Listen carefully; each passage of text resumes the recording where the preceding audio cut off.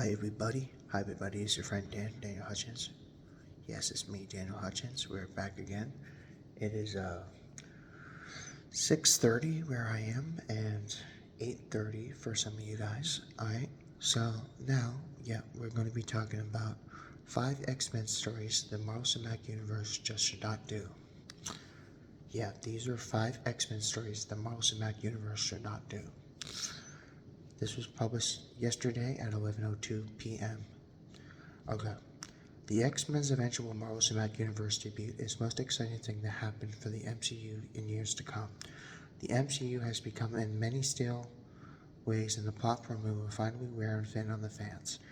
Most of the popular MCU characters are gone, and most are noticing how weak the MCU is without Robert Downey Jr. or Chris Evans. But again, bringing in the X-Men opens up multitudes of doors to the MCU. The X-Men formed their own mini-universe within Marvel and has over 60 years now. Again, amazing stories behind them, and there's anything that can make the MCU vital again is by bringing in fresh blood like the X-Men. And they can do just that if done smart. While there are some X-Men stories that definitely should be adapted in the MCU, there are plenty that should not.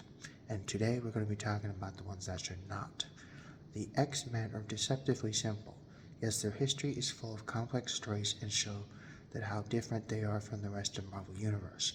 They are within the MCU now, so now it isn't exactly known where they will be, but they will be there. They will be there. The X-Men stories will definitely need to be the best fit for these 5 X-Men stories are brilliant, but they should never, under any circumstance, never under any circumstance can be brought into MCU. Okay, first we have the Dark Phoenix Saga. Okay, the Dark Phoenix Saga, again by Chris Claremont and John Byrne, is widely considered one of the greatest of all time. There's very good reason for that. It's really amazing. So again, we don't have to kind of go into that because you already know how big that is. Now we also have the Days of Future Past. Okay, well, that's also basically a story that's basically perfect. Another Claremont and Byrne story, which again is known for its dark alternative future.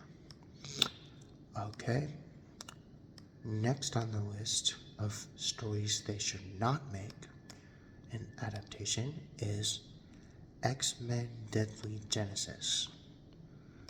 Now, for those who don't know X-Men Deadly Genesis is basically when Professor X is much more of a complex character, and the comics are more than just the casual fans know, for the big reason it's a 6-issue miniseries done by Ed Brubaker and others, and the story sees mysterious villain attack the X-Men to what seems like the past than they should be, and has revealed that the sins of Xavier are laid bare, and then the changes between him and the X-Men are changed forever. X-Men Deadly Genesis has also jumped between the present day and the past, telling the story of an X-Men team we know no one ever existed.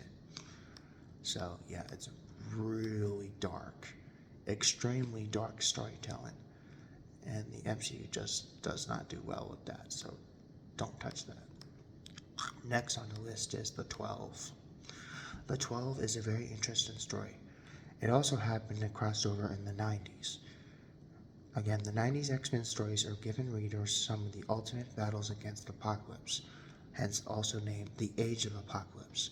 So the 12 is basically a story resolved around Apocalypse, where they bring together the 12 and a group of mutants whose power will become the gods, and then spring into action and find themselves enmeshed into a plan set into motion before a battle against the most dangerous foe.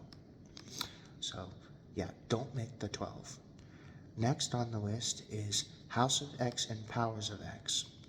Again, excellent story done by John Hickman and company.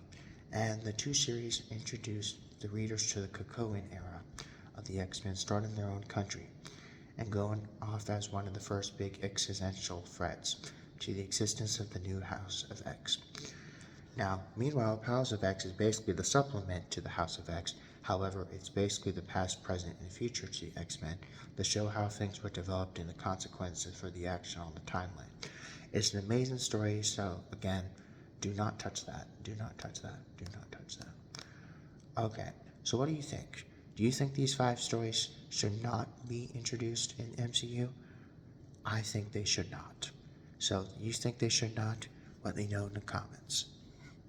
And I'll see you in another one.